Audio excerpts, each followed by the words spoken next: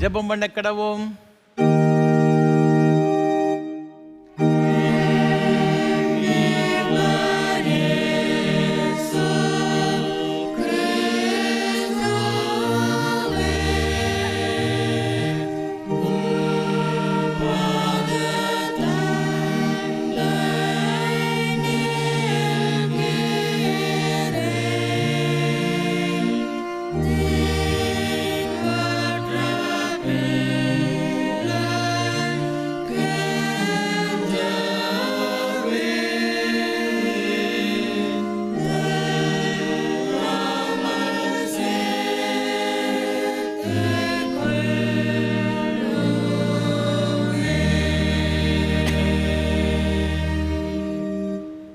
என் ஜனங்கள் நான் அளிக்கும் நன்மையினால் திருப்தி ஆவார்கள் என்று கர்த்தர் சொல்லுகிறார். நான் விடாய்த்து ஆத்துமாவை சம்பூர்ணமடைய பண்ணி தொய்ந்த எல்லா ஆத்துமாவையும் நிரப்புவேன். மகா பரிசுத்தமும் அன்பும் கிருபைகளும் நிறைந்த பரலோக பிதாவே, இந்த ஆசீர்வாதமான காலை திருவிருந்து ஆராதனை வேளைக்காக நன்றி செலுத்துகிறோம், ஸ்தோத்திரம் செலுத்துகிறோம். உம்முடைய திருச்சமூகத்திலே நாங்கள் வரவும், உம்மை ஆராதிக்கவும், உம்மோடு ஐக்கியம் கொள்ளவும் பரலோகத்தின் தேவன் பாராட்டுகிற கிருபைகளுக்காக உமக்கு ஸ்தோத்திரம். இந்த ஆராதனை வேளையிலும் ஆண்டவர் எங்கள் மத்தியில் எழுந்தருளி அப்பத்தை பிற்கையிலே தம்மை வெளிப்படுத்தி உம்முடைய அளவற்ற கிருபையினாலும் நன்மையினாலும் எங்கள் ஒவ்வொருவரை நிறைத்து இந்த ஆராதனை ஆசீர்வாதமாக்கி தர வேண்டும் என்று மீட்பர் இயேசு கிறிஸ்துவின் பரிசுத்த நாமத்தில் ஜெபிக்கிறோம் தூய பிதாவே, ஆமென். ஆராதனைக்கு ஆரம்பமாக ஆண்டோடைய பரிசுத்த நாமத்துக்கு மகிமை உண்டாக கீதம் 411 பாமாலை 265 பாடுவோம். நீர் திவ்ய வழி இயேசுவே. கீதம் 411 பாமாலை 265 பாடுவோம்.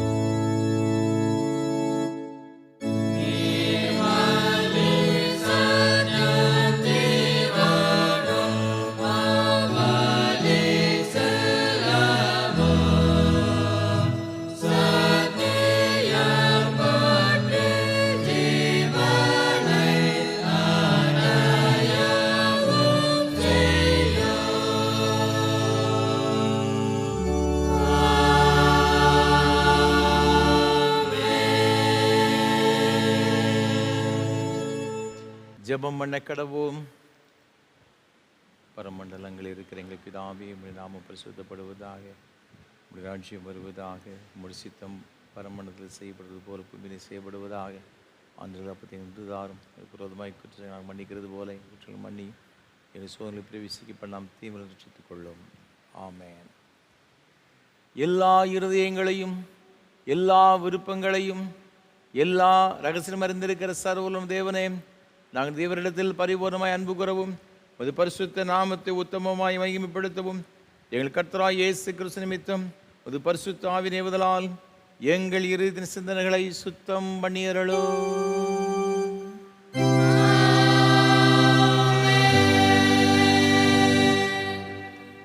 நமது இரட்சகராகிய கிறிஸ்து திருவுளம் பற்றி சொல்லி வார்த்தைகளாவன. நம்முடைய தேவனாகிய கர்த்தர் ஒருவரே கர்த்தர். உன் தேவனாகிய கர்த்தரிடத்தில் உன் முழு இதயத்தோடும் முழு ஆத்மாவோடும் உன் முழு மனதோடும் உன் முழு பலத்தோடும் அன்பு கூறுவாயாக என்பது பிரதான கற்பனை. இதற்கு ஒப்பாய் இருக்கிற இரண்டாம் கற்பனை என்னவென்றால், உன்னிடத்தில் நீ அன்பு கூறுவது போல் பிறனிடத்தில் அன்பு கூறு என்பதே. இவைகளின் பெரிய கற்பனை வேறொன்றுமில்லை என்றார்.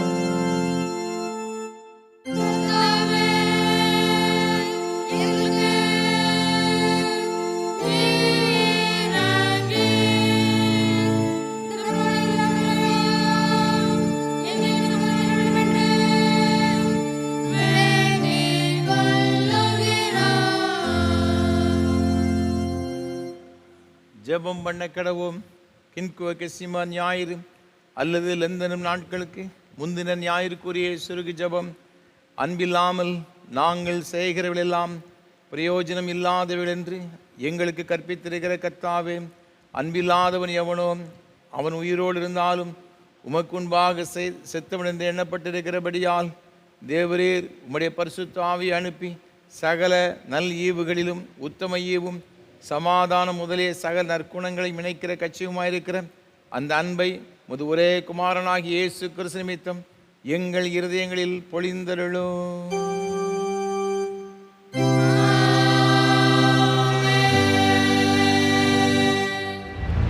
வாசிக்கும்படியாக கொடுக்கப்பட்டுள்ள நிருப வாக்கியம். அப்போஸ்தலனாகிய பரிசுத்த பவுல் தீமோத்தேயுக்கு எழுதின முதலாவது நிருபம் 2ஆம் அதிகாரம் 1வது வசனம் முதல் 7ஆம் வசனம் வரை. 1 தீமோத்தேயு 2ஆம் அதிகாரம் 1வது வசனம் முதல். நான் பிரதானமாய் சொல்லுகிற புத்தி என்னவெனில், எல்லா மனுஷருக்காகவும் விண்ணப்பங்களையும் ஜெபங்களையும் வேண்டுதல்களையும் ஸ்தோத்திரங்களையும் பண்ண வேண்டும். நாம் எல்லா பக்தியோடும் நல் ஒழுக்கத்தோடும் கலகம் இல்லாமல் அமைதலுள்ள ஜீவனம் பண்ணும்படிக்கு ராஜாக்களுக்காகவும் அதிகாரமுள்ள யாவருக்காகவும் அப்படியே செய்ய வேண்டும். நம்முடைய இரட்சகராகிய தேவனுக்கு முன்பாக அது நன்மையும் பிரியவுமாயிருக்கிறது. எல்லா மனுஷரும் இரட்சிக்கப்படவும் சத்தியத்தை அறிகிற அறிவை அடையவும் அவர் சித்தமுள்ளவராயிருக்கிறார். தேவன் ஒருவரே, தேவனுக்கும் மனுஷருக்கும் மத்தியஸ்தரும் ஒருவரே. எல்லாரையும் மீட்கும் பொருளாக தம்மை ஒப்பு கொடுத்த மனுஷனாகிய கிறிஸ்து இயேசு அவரே. இதற்குரிய சாட்சி ஏற்ற காலங்களில் விளங்கி வருகிறது. இதற்காகவே நான் பிரசங்கியாகவும் அப்போஸ்தலனாகவும் புறஜாதிகளுக்கு விசுவாசத்தையும் சத்தியத்தையும் விளங்க பண்ணுகிற போதகனாகவும் நியமிக்கப்பட்டிருக்கிறேன். நான் பொய் சொல்லாமல் கிறிஸ்துவுக்குள் உண்மையை சொல்லுகிறேன் என்பது. நிருப வாக்கியம் வாசித்து முடிந்தது. பரிசுத்த சுவிசேஷ வாக்கியம் பரிசுத்த மார்க் எழுதின சுவிசேஷம் 2ஆம் அதிகாரம் 13ஆம் வசனம் முதல் அடங்கியிருக்கிறது.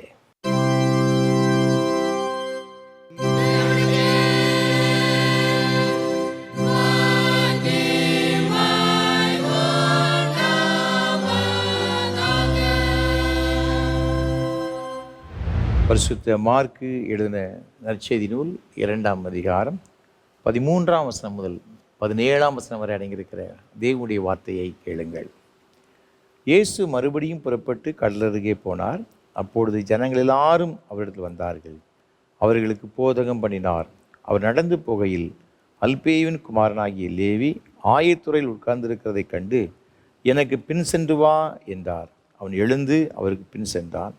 அப்பொழுது அவருடைய வீட்டிலே அவர் போஜன பந்தியிருக்கையில் அநேக ஆயக்காரரும் பாவிகளும் அவரோடு கூட வந்திருந்தபடியால் அவர்களும் இயேசுவோடும் அவர் சீஷரோடும் கூட பந்தியிருந்தார்கள். அவர் ஆயக்காரரோடும் பாவிகளோடும் போஜனம் பண்ணுகிறதை வேத பாரகரும் பரிசேயரும் கண்டு அவருடைய சீஷரை நோக்கி, அவர் ஆயக்காரரோடும் பாவிகளோடும் போஜனம் பண்ணுகிறது என்னவென்று கேட்டார்கள். இயேசு அதை கேட்டு, பிணியாளிகளுக்கு வைத்தியம் வேண்டியதே அல்லாமல் சுகமுள்ளவர்களுக்கு வேண்டியதில்லை, நீதிமான்களை அல்ல பாவிகளையே மனம் திரும்புகிறதற்கு அழைக்க வந்தேன் என்றார் என்பது.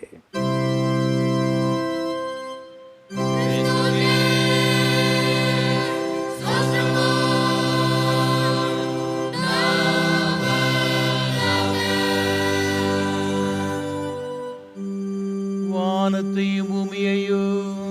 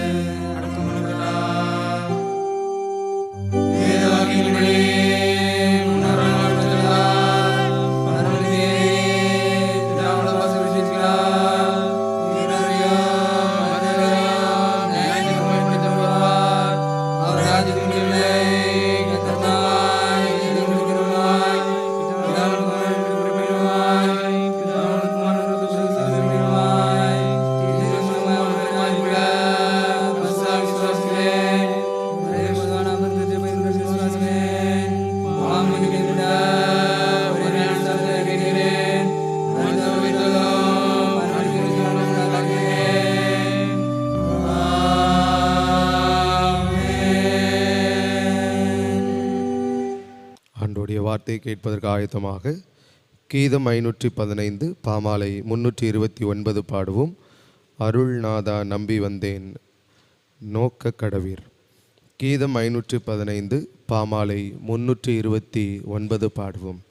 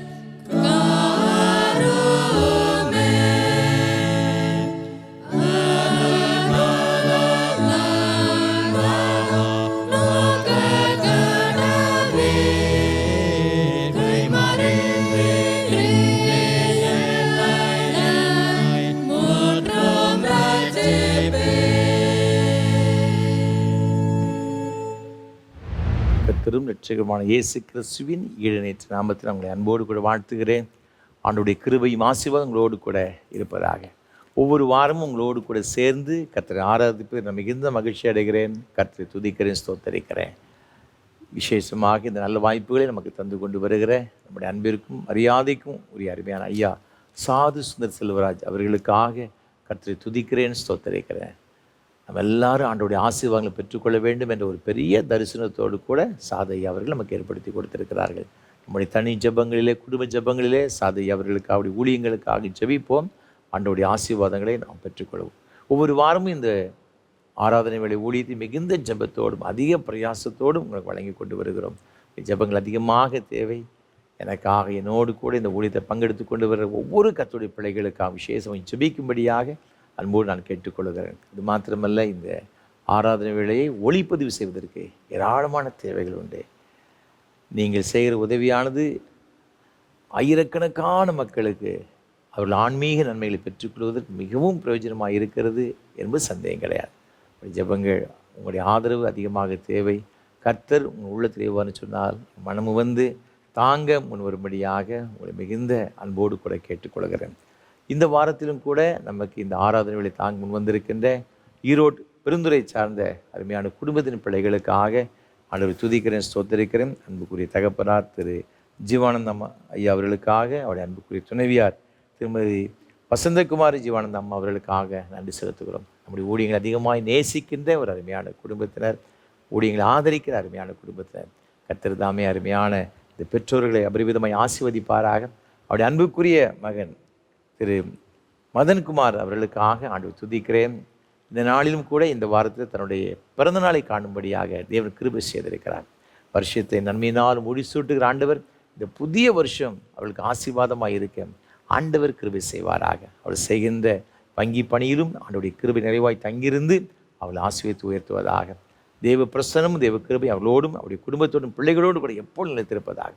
அதே போல் அவருடைய அன்புக்குரிய சகோதரன் திரு வருண்குமார் அவர்களுக்காக கர்த்தரை துதிக்கிறேன். பெங்களூரில் இருக்கிற அருமையான சகோதரருக்காக, அவருடைய குடும்பத்தினருக்காக ஆண்டவர் துதிக்கிறேன். கர்த்தர் இந்த அருமையான குடும்பத்தின் பிள்ளைகளையும் ஆண்டவர் தாமே அபரிவிதமாய் ஆசீர்வதிப்பாராக.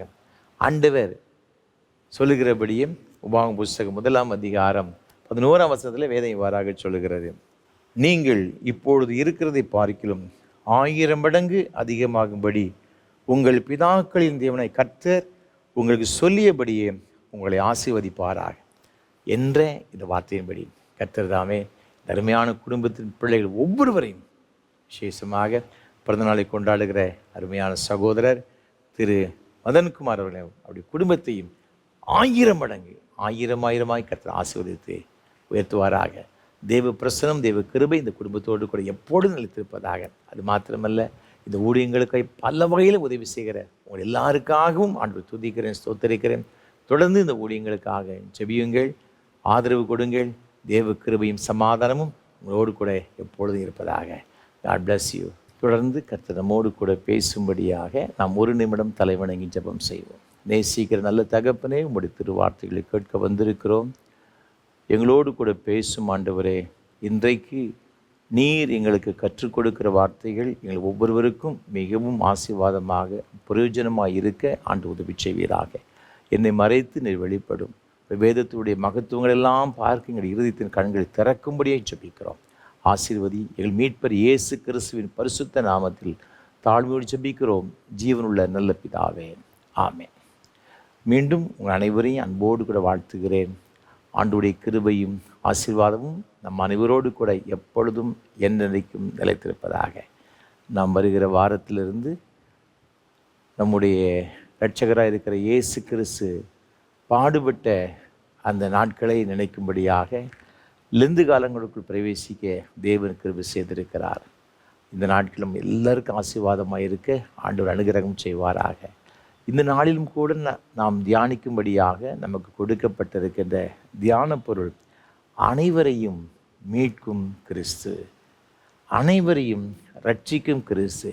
எல்லாரும் ரட்சிக்கப்பட வேண்டும், எல்லாரையும் ரட்சிப்பவர் இயேசு கிறிஸ்து தான் என்ற ஒரு தலைப்பிலே இன்றைக்கு நாம் தியானம் செய்யும்படியாக அழைக்கப்பட்டிருக்கின்றோம். ஆதாரமாக தெரிந்து கொண்ட வேத வசனம் அப்போஸ்தலனாகிய பரிசுத்த பவுல் தீமோத்தேயுக்கு எழுதின முதலாவது நிருபம் 2ஆம் அதிகாரம் 4ஆம் வசனம். எல்லா மனுஷரும் ரட்சிக்கப்படவும் சத்தியத்தை அறிகிற அறிவை அடையவும் அவர் சித்தமுள்ளவராய் இருக்கிறார். எல்லா மனுஷரும் ரட்சிக்கப்படணும், சத்தியத்தை எல்லாரும் அறிந்து கொள்ள வேண்டும். இதுதான் ஆண்டவருடைய சித்தம் என்று சொல்லப்பட்டிருக்கிறது. ஆண்டவருடைய சித்தம், ஆண்டவருடைய விருப்பம் என்ன பார்க்கும் பொழுது எல்லாரும், அனைத்து மக்களும் ரட்சிக்கப்பட வேண்டும். அவர்கள் எந்தெந்த காரியத்திலே சிறையிருப்பில் இருக்கின்றார்களோ, சிறைப்படுத்தப்பட்டு இருக்கின்றார்களோ, அவைகளிலிருந்து ஒரு மீட்பை பெற்றுக்கொள்ள வேண்டும் என்று தேவன் விரும்புகின்றார். இன்றைக்கு ஜனங்கள் பல காரியங்களிலே அடிமைப்பட்டு இருக்கின்றார்கள், சிறைப்படுத்தப்பட்டு இருக்கின்றார்கள்.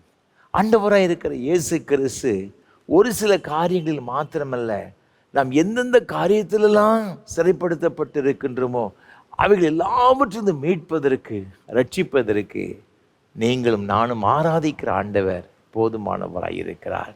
நம் வேதத்தினுடைய இந்த வசனங்களில் நாம் பார்க்கும் பொழுது அநேக சிறையிருப்புகளை குறித்து சொல்லப்பட்டிருக்கிறது.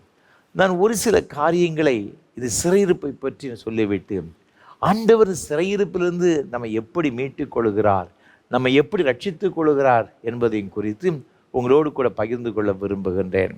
நாம் எரேமியா தீர்க்கதரிசன புஸ்தகத்தில் வாசித்து பார்க்கும் பொழுது இங்கு 4ஆம் அதிகாரம் 14ஆம் வசனத்திலே வேதம் இவ்வாறாக சொல்லுகிறது. எருசலேமே, நீ ரட்சிக்கப்படும்படிக்கு உன் இருதயத்தை பொல்லாப்பற கழுவு, எந்த மட்டும் அக்கிரம நினைவுகள் உன் உள்ளத்திலே தங்கும். இங்கு இஸ்ரவேல் ஜனங்களை குறித்து, யூத மக்களை குறித்து எரேமியா தீர்க்கதரிசி சொல்லுகின்றான், உன்னுடைய அக்கிரம நினைவுகள் அதிகமாயிருக்கிறது. நீங்கள் 1ஆம் வசனத்தை வாசித்து பார்க்கும் பொழுது, இஸ்ரவேலே, நீ திரும்புகிறதற்கு மனதாக இருந்தால் என்னிடத்தில் திரும்ப என்று கர்த்தர் சொல்லுகிறார். நீ உன் அருவருப்புகளை என் பார்வையில் இருந்து அகற்றிவிட்டால் நீ இனி அலைந்து திரிவதில்லை. ஆண்டவராக இருக்கிற இயேசு கிறிஸ்து நம்முடைய பாவங்களிலிருந்து ரட்சிப்பதற்கு அவர் விருப்பமுடையவராக இருக்கிறார். இன்றைக்கு அநேக ஜனங்கள் பாவத்தின் பிடியிலே சிக்கப்பட்டு அடிமைப்படுத்தப்பட்டிருக்கிறார்கள். இந்த இஸ்ரவேல் மக்கள் அப்படிப்பட்ட பாவத்திற்குள்ளாக அடிமைப்பட்டிருக்கின்றார்கள். இங்கு வசனம் சொல்லுகிறது, உன் இருதயத்தை பொல்லாப்பற கழுவும், எல்லாவற்றையும் பாரிக்கும் இருதயமே திருக்குள்ளதும் மகா கேடுள்ளதுமாய் இருக்கிறது என்று சொல்லப்பட்டிருக்கிறது. நீங்கள் எரேமியா 3ஆம் அதிகாரத்தில் வாசித்து பார்க்கும் பொழுது இங்கே வசனம் சொல்லுகிற 23ஆம் வசனத்தில், குன்றுகளையும் திரளான மலைகளையும் நம்புகிறது விருதா என்பது மெய், இஸ்ரவேலின் ரட்சிப்பு எங்கள் தேவனாகிய கர்த்தருக்குள் இருப்பது என்பது மெய்யே. உண்மையான ஒரு ரட்சிப்பு எங்கே இருக்குதுன்னு பார்த்தீங்கன்னா ஆண்டவரிடத்தில் தான் இருக்கிறது என்பதாக வேத வசனம் சொல்லுகிறதை பார்க்கிறோம். அன்பான ஆண்டுடைய பிள்ளைகளே, இது இஸ்ரவேல் ஜனங்கள் சோரம் போய்விட்டார்கள். விக்கிரக ஆராதனைக்கும் வேசித்தனத்திற்கும் உபச்சாரத்திற்கும் தேவன் விரும்பாத எல்லா அருவருப்பான காரியங்களையும் செய்ய ஆரம்பித்து விட்டார்கள். ஆண்டவர் சொல்லுகிறார், இப்படிப்பட்ட ஒரு காரியத்தை செய்தபடியினாலே உனக்கு சிறையிருப்பு இருக்கிறது, நீ தண்டிக்கப்படுகிறாய். அதிலிருந்து விடுதலை பெறுவதற்கு ஒரே ஒரு வழி கர்த்தராகிய யெகோவா மட்டும்தான். இஸ்ரவேலின் தேவனை கர்த்தரை நம்பும் பொழுது மாத்திரம்தான், நீ அவருக்கு திரும்பும் பொழுது மாத்திரம்தான் உன் வாழ்க்கையில் நீ ரட்சிக்கப்பட முடியும். ரோமருக்கு நிருபம் 3ஆம் அதிகாரம் இங்கு 23ஆம் வசனம் சொல்லுகிறது, எல்லாரும் பாவம் செய்து தேவ மகிமை அற்றவர்களாக போனார்கள். எல்லாரும் பாவம் செய்து, எல்லா மக்களும் பாவிகளாக இருக்கிறார் இந்த உலகத்தில். அப்போ அதிலிருந்து ஜனங்கள் ரட்சிக்கப்பட வேண்டும். அதைத்தான் இங்கு சொல்ல, எல்லா ஜனங்களும் ரட்சிக்கப்பட வேண்டும் என்பது தேவ சித்தமாக இருக்குது. ஏனென்றால் எசேக்கியா தீர்க்கதரிசன புஸ்தகம் 18ஆம் அதிகாரம் 20ஆம் வசனம் சொல்லுகிறது, பாவம் செய்கிற ஆத்துமா சாகும். அப்போது ஏன் இந்த பாவத்திலிருந்து ரட்சிக்கப்பட வேண்டும் என்று சொன்னால், இந்த பாவத்திலே ஒரு மனிதன் நிலைத்திருக்கும் பொழுது அவருடைய முடிவு பரிதாபமாக முடிந்து விடுகிறது. இதைத்தான் ரோமர் 6:23 சொல்லப்பட்டிருக்கிறது, பாவத்தின் சம்பளம் மரணம் என்று சொல்லப்பட்டிருக்கிறது. யோவான் 8ஆம் அதிகாரத்தில் வாசித்து பார்க்கும் பொழுது மிக அருமையாக ஒரு வசனம் சொல்லப்பட்டிருக்கிறது. நீங்கள் 8ஆம் அதிகாரம் 4, 5, 6 தொடர்ந்து வாசித்து பார்க்கும் பொழுது, விபச்சாரத்திலே கையும் மெய்யுமாக பிடிக்கப்பட்ட ஒரு ஸ்திரீயை ஆண்டவரிடத்தில் கொண்டு வருகிறார்கள். ஆண்டவரை குற்றம் பிடிக்க வேண்டும், ஆண்டவரை குற்றஞ்சாட்ட வேண்டும் என்ற நோக்கத்தோடு கூட கொண்டு வர்றாங்க. கொண்டு வந்து சொல்கிறாங்க, ஆண்டவரே, நியாயப்பிரமாணத்தில் என்ன சொல்லப்பட்டிருக்கிறது? இப்படிப்பட்ட விபச்சாரத்தில் ஒரு பெண் ஈடுபட்டிருப்பாள்னு சொன்னால், அவளை கையும் மெய்யுமாய் பிடிக்கப்பட்டாள்னு சொன்னால் கல்லெறிந்து கொலை செய்ய வேண்டும். நீங்கள் என்ன சொல்கிறீங்க? ஆண்டவர் எப்படியாயிலும் ஒரு இக்கட்டுக்குள்ளே மாட்டி விட வேண்டும், அது அவர் மேலே குற்றம் சாட்ட வேண்டும் என்ற நோக்கத்தோடு கூட வர்றாங்க. ஆண்டவர் சொன்னார், உங்களில் பாவம் இல்லாதவன் எவனோ அவன் முதலாவது இவள் மேல் கல்லெறிய கடவன் என்று ஆண்டவர் சொன்னார். அவர் தரையில் குடிஞ்சு எழுதினாருங்க. பார்த்தா இதெல்லாம் வாசித்தாங்க. எல்லாரும் கற்களை அப்படியே போட்டுட்டு வீட்டுக்கு போயிட்டாங்க. பார்த்துக்கிடுங்க. இப்போ ஸ்ரீ மாத்திரம்தான் இருக்கிறா. ஆண்டவரை பார்த்து சொல்கிறாரு, இனி பாவம் செய்யாத. நான் என்ன நினைக்கிறேன்னு பார்த்தீங்கன்னா, இது வேத பாரகரும் பரிசேயரும் நியாயப்பிரமாணத்தில் இப்படிப்பட்டவளை கல்லெறிந்து கொலை செய்ய வேண்டும் என்று சொல்லப்பட்டு இருக்குது. இவங்க பிடிச்சிட்டு போய் சனகரிப் சங்கத்தில் போய் நின்று அவளுக்கு ஒரு மரண தண்டனையை வாங்கி நிச்சயிருக்கலாம், கொடுத்துருக்கலாம், பயங்கரமான தண்டனை கொடுத்துருக்கிறான். ஆண்டவர்கிட்ட கொண்டு வந்தபடினால தான். ஒருவேளை நான் என்ன நினைக்கிறேன், இது ஆண்டவர் பெரிய அற்புதமான ஒரு காரியம் இவளுக்கு நினைச்சிருக்க வந்திருக்கு. பார்த்துக்கிடுங்க. இவன் ஆண்டவரிடத்தில் வந்தபடி ஒரே ஒரு காரணத்திற்காக இவளுக்கு ஆண்டவர் ஈவாக ஜீவனை கொடுக்கின்றதை பார்க்கிறான். அன்பான ஆண்டவருடைய பிள்ளைகளே, ஆண்டவர் சொன்னார், வருத்தப்பட்டு பாரம் சுமக்கிறவர்களே, நீங்கள் எல்லாரும் என்னிடத்தில் வாருங்கள், நான் உங்களுக்கு இளைப்பாறுதல் தருவேன். ஆண்டவரிடத்தில் வருகிற ஒவ்வொருவருக்கும் ஆண்டவர் ரட்சிப்பை இலவசமாய் கொடுக்கிறார். 1 தீமோத்தேயு 1ஆம் அதிகாரம் 15 இருந்து நீங்கள் தொடர்ந்து வாசி பார்க்கும்போது, அதற்கு முன்பாக 13 தொடர்ந்து வாசி பார்க்கும்போது, முன்னே நான் தூஷிக்கிறவனாக இருந்தேன், நான் கொடுமை செய்கிறவனாக இருந்தேன்.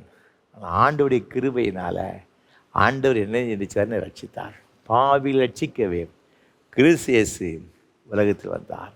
லூக்கா 19:10 சொல்லுகிறது, இழந்து போனது தேடவும் ரட்சிக்கவுமே மனுஷகுமாரன் உலகத்தில் நினைச்சதால வந்தார். அது மாத்திரமல்ல, நாம் மேலும் பார்க்கும் பொழுது ஆண்டவர் எவைகளிலிருந்து நம்மை மீட்டுக் கொள்கிறார், ரட்சிக்கிறார்னு சொன்னால், 2 ராஜாக்களின் புஸ்தகம் 6ஆம் அதிகாரம் 27, அதற்கு அவன், கர்த்தர் உன்னை ரட்சிக்காதிருந்தால் நான் எதிலிருந்து எடுத்து உன்னை ரட்சிக்கலாம்? களஞ்சியத்தில் இருந்தா, ஆலையில் இருந்தா என்று சொல்லி எழுதப்பட்டிருக்கிறது.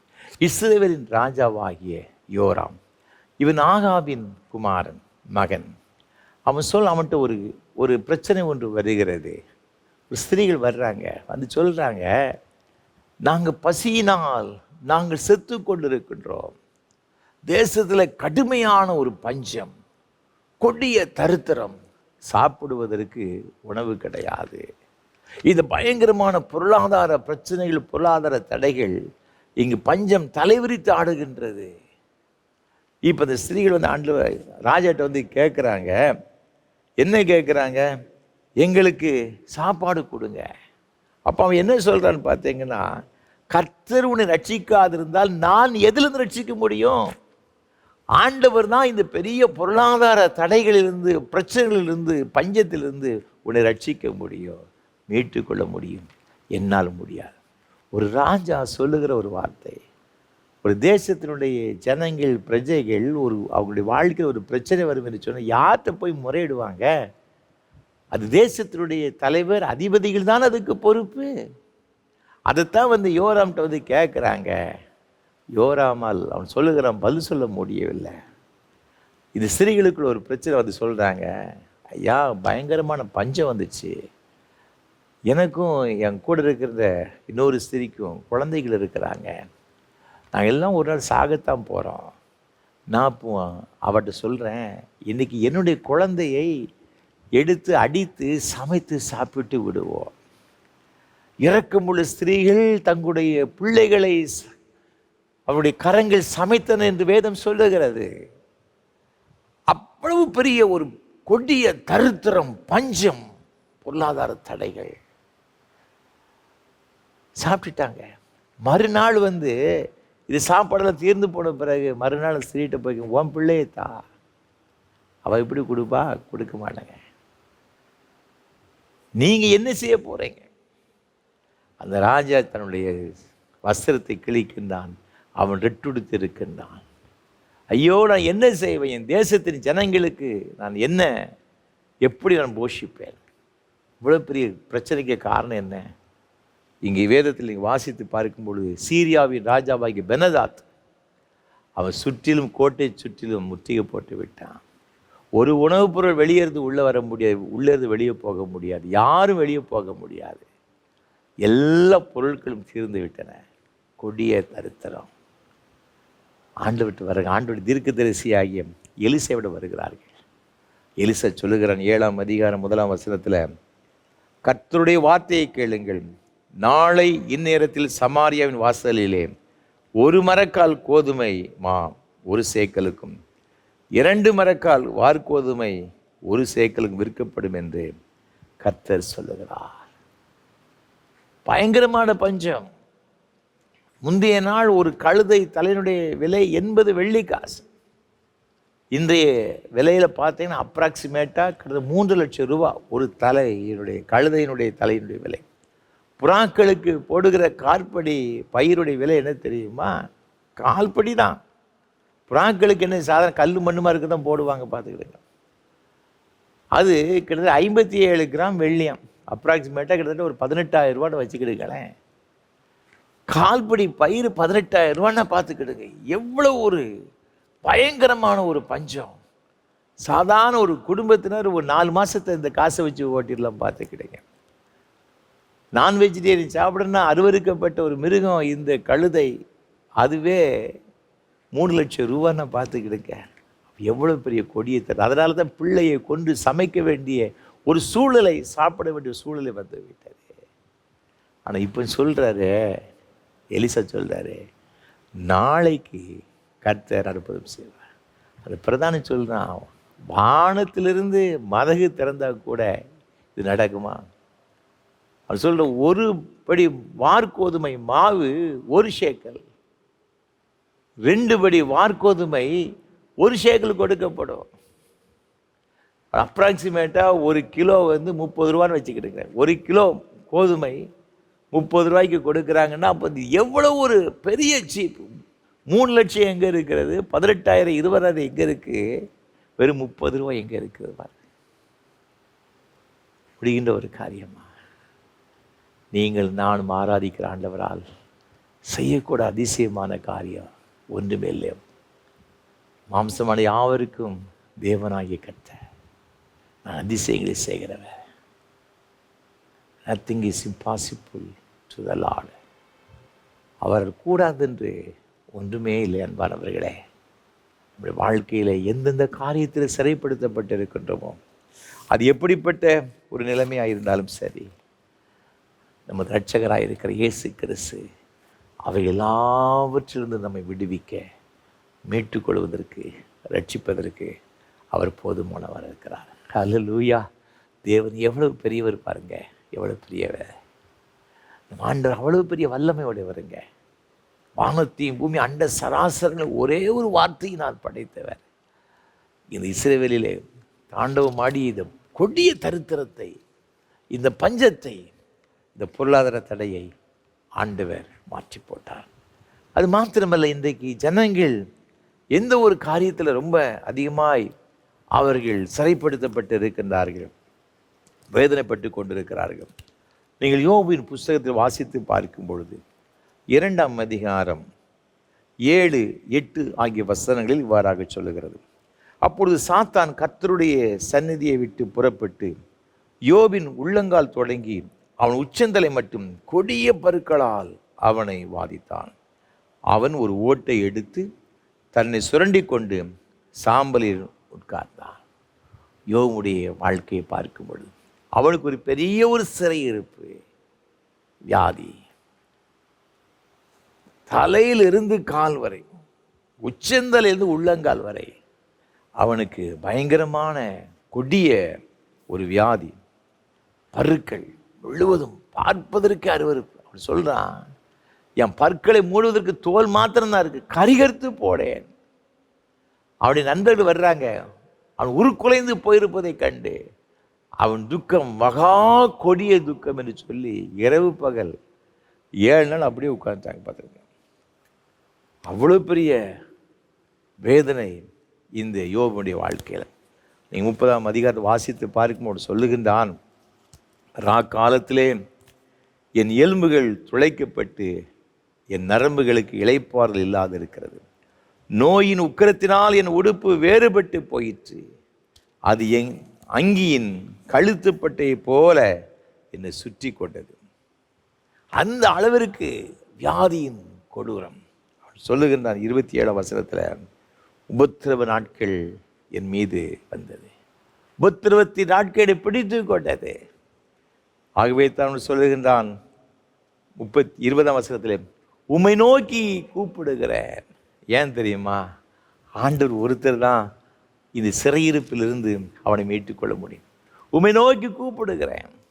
சங்கீதக்காரன் சொல்லுகிறான் 38ஆம் சங்கீதத்திலே 6ஆம் வசனம், நான் வேதனைப்பட்டு ஒடுங்கினேன், நாள் முழுவதும் துக்கப்பட்டு திரிகிறேன், என் குடல்கள் எரிபந்தமாய் எரிகிறது, என் மாம்சத்தில் ஆரோக்கியமில்லை, நான் பலனற்று போய் மிகவும் நொறுக்கப்பட்டேன், என் இருதயத்தின் கொந்தளிப்பினால் கதறுகிறேன், என் குடல்கள்லாம் எரிபந்தத்தை போல எரிகிறது, என்னுடைய மாம்சத்தில் ஆரோக்கியம் கிடையாது, நான் கதறி கொண்டிருக்கின்றேன், இளைப்பாறுதல் இல்லை என்று சொல்லி இங்கு சங்கீதக்காரன் சொல்லுகின்றதை பார்க்கின்றோம். ஆனால் அவன் என்ன செய்கிறான்? இதற்கு என்ன ஒரு விடுதலை அப்படி பார்த்தீங்கன்னா 15ஆம் வசனம் சொல்லப்பட்டிருக்கிறது, கர்த்தாவே உமக்கு காத்திருக்கிறேன், என் தேவனாய் ஆண்டவரே நீர் மறு உத்தரவு கொடுப்பீர், நான் உமக்கு காத்திருக்கிறேன், உம்மை நோக்கி கூப்பிடுகிறேன். ஏன் தெரியுமா? 22ஆம் வசனம் சொல்லுகிறது, என் ரட்சிப்பாயே ஆண்டவரே எனக்கு சகாயம் செய்ய தீவிரி. நீர் எனக்கு ரட்சிப்பாய் இருக்கிறீர், நீர் ஒருவரால் மாத்திரம்தான் எனக்கு சகாயம் செய்ய முடியும். நம்முடைய வியாதிகளுக்கு மத்தியிலே, நம்முடைய பலவீனங்களுக்கு மத்தியிலே நமக்கு ஒரே ஒரு நம்பிக்கை யார் தெரியுமா? ஆண்டவராய் இருக்கிற இயேசு.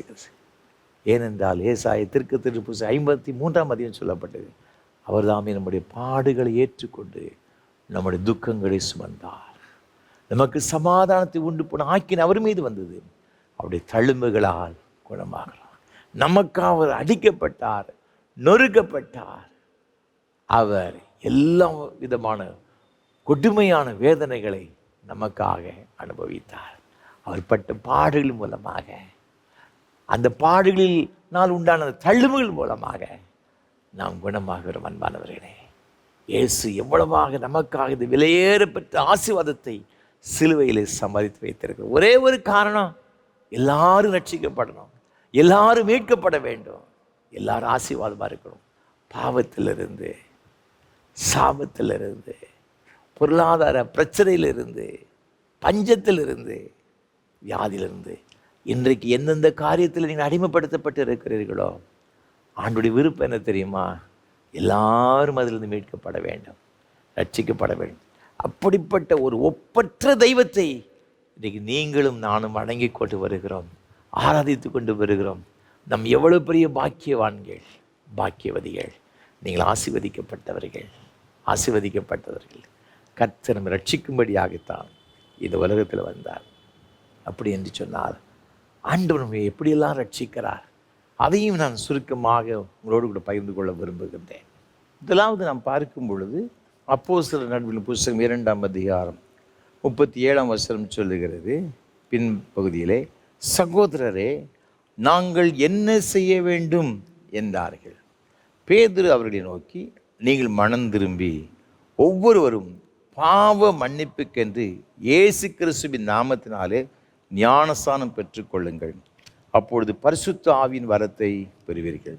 40ஆம் வசனம், இன்னும் அநேக வார்த்தைகளாலும் சாட்சி கூறி மாறுபாடுள்ள இந்த சந்ததியை விட்டு விலகி உங்களை ரட்சித்து கொள்ளுங்கள் என்றும் புத்தி சொன்னான். ரட்சிக்கப்படுவதற்கு என்ன செய்ய வேண்டுமா? வேதம் மிக அழகாக சொல்லுகிறது, நீங்கள் மனம் திரும்ப வேண்டும், மாறுபாடான இந்த சந்ததிகளை விட்டு விலகி இருக்க வேண்டும். மேலறையிலே பரிசுத்தாவியுடைய நிறைவை பெற்ற இந்த 120 பேரும் கீழே இறங்கி வருகிறார்கள். திரளான கூட்டத்தினர், பெந்தேகோஸ்தே பண்டிகைக்கு வந்த ஜனங்கள் இது என்ன சத்தம்னு சொல்லி பார்த்து கொண்டிருக்கின்றார்கள். அப்பொழுது பேதுரு எழும்பி நின்று அவன் பிரசங்கம் பண்ணுகின்றான். ஆண்டவராக இருக்கிற இயேசு கிறிஸ்துவை பற்றிய பழைய ஏற்பாட்டில் சொல்லப்பட்ட காரியங்களை குறித்தும், அவருடைய பாடு மரணங்களை குறித்தும், அவரை எவ்வாறு சிலுவையில் அடித்தார்கள், அவருடைய உயிர்த்தெழுதல் எப்படிப்பட்டதாக இருந்தது என்பதை குறித்து மிக அழகாக சொன்னார்கள். இதெல்லாம் கேட்ட உடனே அவர்கள் எல்லாம் இருதயத்தில் குத்தப்பட்டாங்க. அப்போ கேட்குறாங்க, நாங்கள் என்ன செய்யணும், நாங்கள் என்ன செய்ய வேண்டும் என்று விரும்புகிறீர்கள்?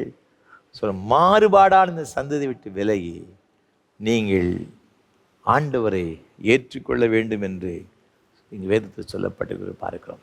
ஒரு வாழ்க்கையில் ஒரு பெரிய மாறுதல் வேண்டும், மனம் திரும்புதல் வேண்டும். ரட்சிக்கப்படுவதற்கு நம்முடைய வாழ்க்கையில் தேவன் எதிர்பார்க்கிற ஒரு காரியம் என்ன தெரியுமா?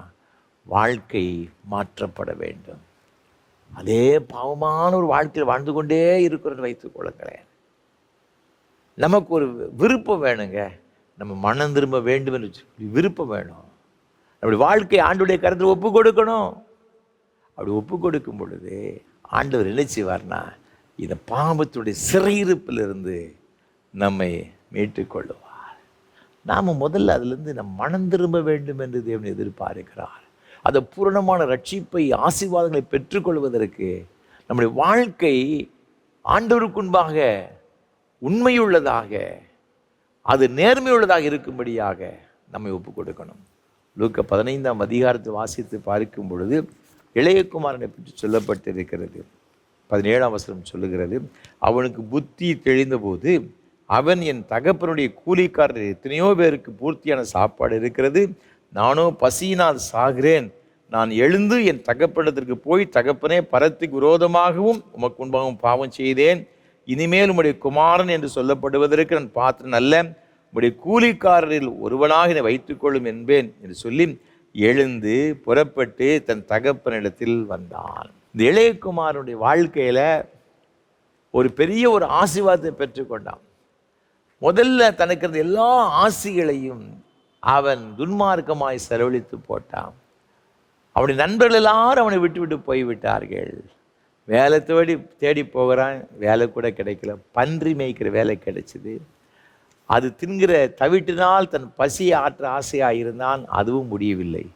அப்போ தான் அவனுக்கு புத்தி தெளிகிறது, ஐயோ, என் தகப்பன் வீட்டில் எத்தனை வேலைக்காரங்க இருக்கிறாங்க, 3 வேளை நல்ல சாப்பாடு கிடைக்கிறது, நான் இப்படி பன்றி தின்கிற தவிடு கூட கிடைக்காமல் இருக்கிறேனே.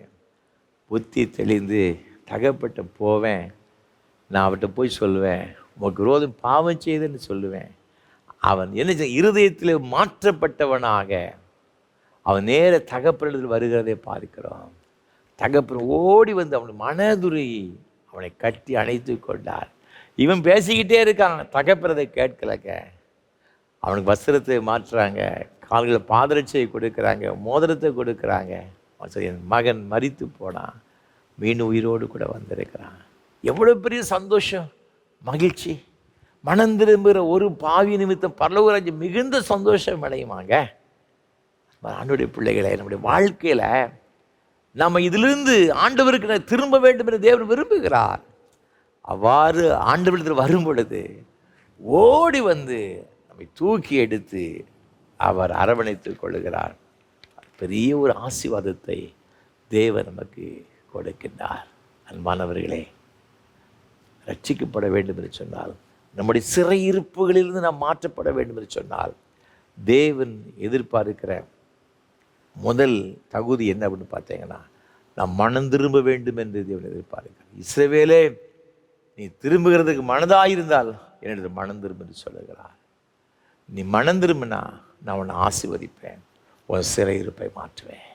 நம்முடைய வாழ்க்கை ஆண்டவருடைய கருத்தை ஒப்பு கொடுப்போம். ஆண்டவரே, விரோதமாக எவ்வளவோ தவறான ஒரு வாழ்க்கை வாழ்ந்து வந்திருக்கிறேன், என்னை மன்னியும் ஆண்டவரே, என்னை மன்னியும் ஆண்டவரே, என்னுடைய கருத்தில் ஒப்பு கொடுக்கிறேன் ஐயா, என்னை ஏற்றுக்கொள் ஐயா, இது உமக்கு பிரியமாக மாத்திரம்தான் வாழ்வேன் என்று சொல்லி நம்மை ஒப்பு கொடுக்கும் பொழுது தேவன் ஓடி வந்து நம்மை தூக்கி எடுத்து அரவணைத்து நம்மை ஆசீர்வதிப்பதற்கு அவர் போதுமானவராக இருக்கிறார்.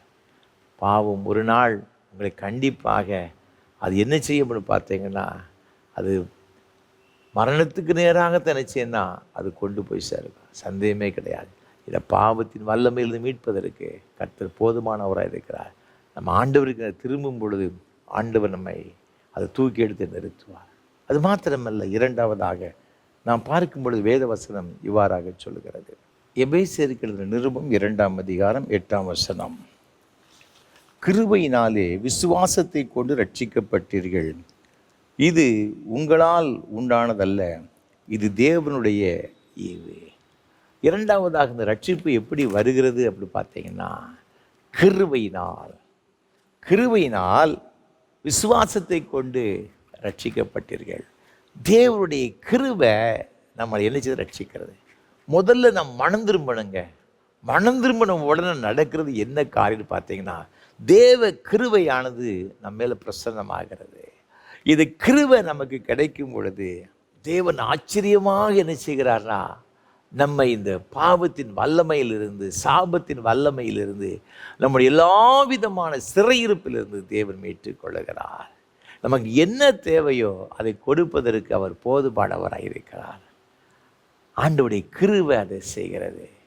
கிருபைன்னா என்னன்னு பார்த்தீங்கன்னா, தகுதி இல்லாதவர்களுக்கு தேவன் பாராட்டுகிற நன்மைங்க. நமக்கு தகுதியே கிடையாது, ஆனால் தேவன் நமக்கு கிருபையாய் சில காரியங்களை செய்கிறார். நம்மளுக்கு ஒருத்தையே கிடையாது பார்த்துக்கிடுங்க, ஆனால் ஆண்டவர் செய்கிறார். அதுதான் கிருபை. இது கிரியையினால் வருகிறது இல்லை, ஆண்டவர் மீது பாராட்டுகிற இரக்கத்தின் மூலமாக அந்த கிருபை நமக்கு கிடைக்கிறது.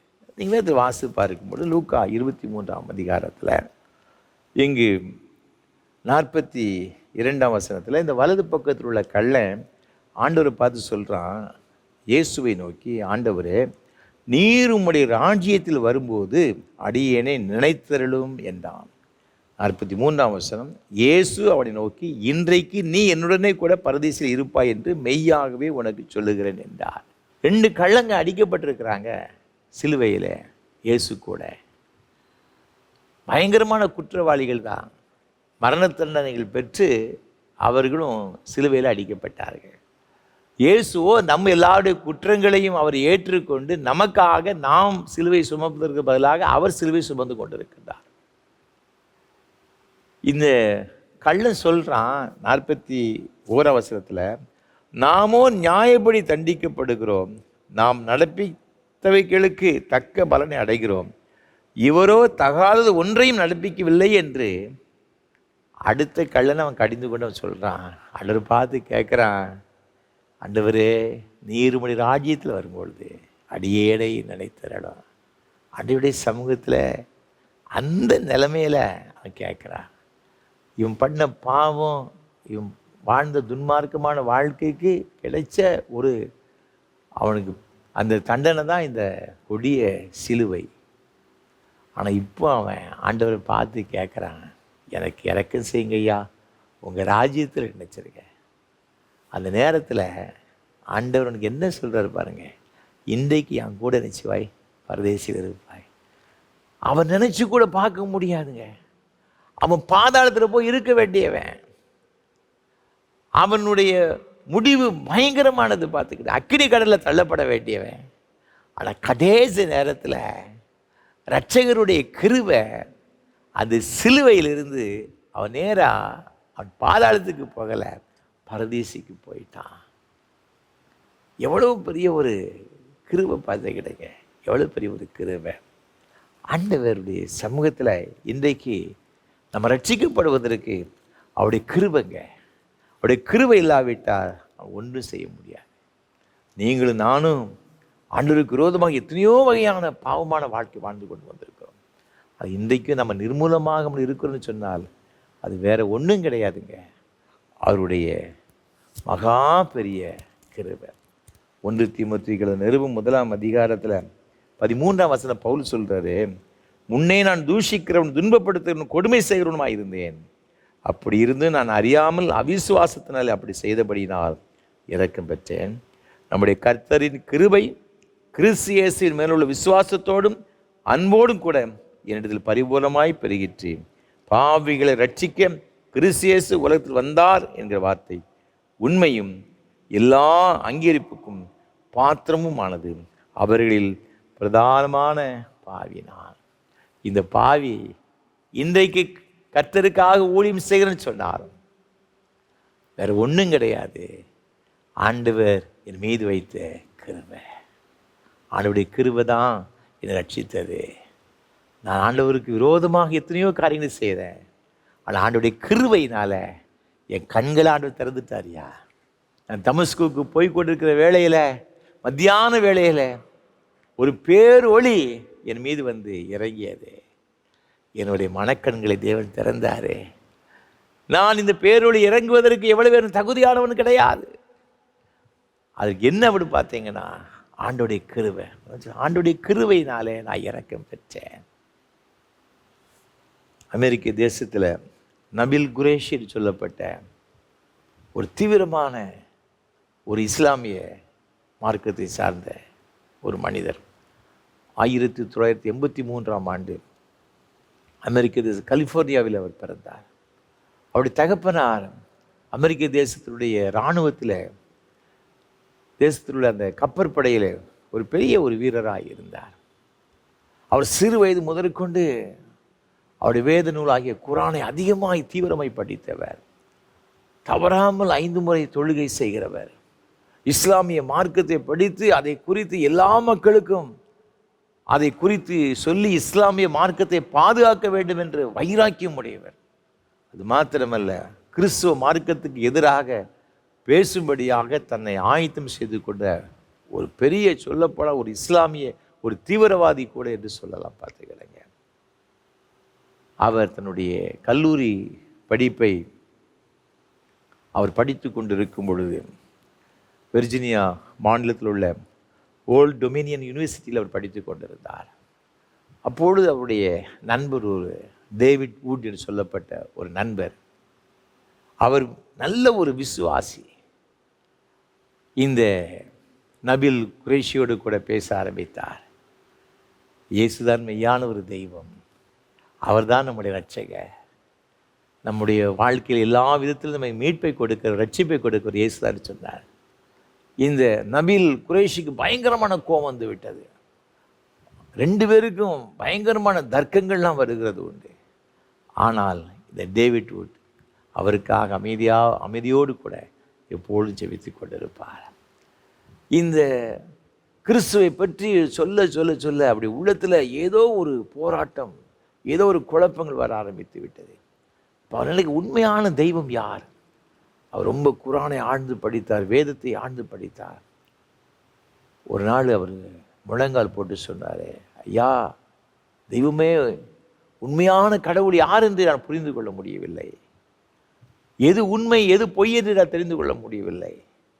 மெய்யான தெய்வம் யார், எனக்கு கற்று சொல்லணும் என்று சொல்லி அவர் கண்ணீரோடு கூட அவர் பொதுவாக ஜெபிக்க ஆரம்பித்தார். ஆண்டவர் கிருபையாக ராத்திரி வேளை 3 முறை அவருக்கு சொப்பனத்தின் மூலமாக பேசினார். மகனே, கல்வாரி சிலுவையிலே உன்னுடைய பாவத்திற்காக, உடை மீறுதலுக்காக நான் இரத்தம் சிந்தினேன். என் ஒருவரால் மாத்திரம்தான் உன்னை ரட்சிக்க முடியும் பாவத்திலிருந்து. அந்த நாளிலே தன்னுடைய வாழ்க்கையை கர்த்தருக்கு ஒப்பு கொடுத்தார். அவர் சொன்னார், ஆண்டவர் மீது பாராட்டின கிருபையினால இன்றைக்கு இயேசுவை ஏற்றுக்கொண்டேன். குடும்பத்தில் பெரிய பிரச்சனை, பெற்றோர்களை விட்டு பிரிய வேண்டிய ஒரு சூழலை, பயங்கரமான ஒரு சமுதாயத்தில் பெரிய பிரச்சனை, எதை குறித்து கவலைப்படலை. உள்ளத்தில் இருந்த சமாதானம், உள்ளத்தில் இருந்த ரட்சிப்பு, அந்த மகிழ்ச்சி அவர் விட்டு விலகவே இல்லைங்க. உலகமே எனக்கு எதிர்த்து வந்தாலும் கூட இதை இயேசு எனக்கு போதும். என்னை இப்படிப்பட்ட ஒரு நிலைமையிலிருந்து மீட்டு கொண்டது வேறு யாரும் கிடையாது, இயேசு தான் என்று சொன்னார்.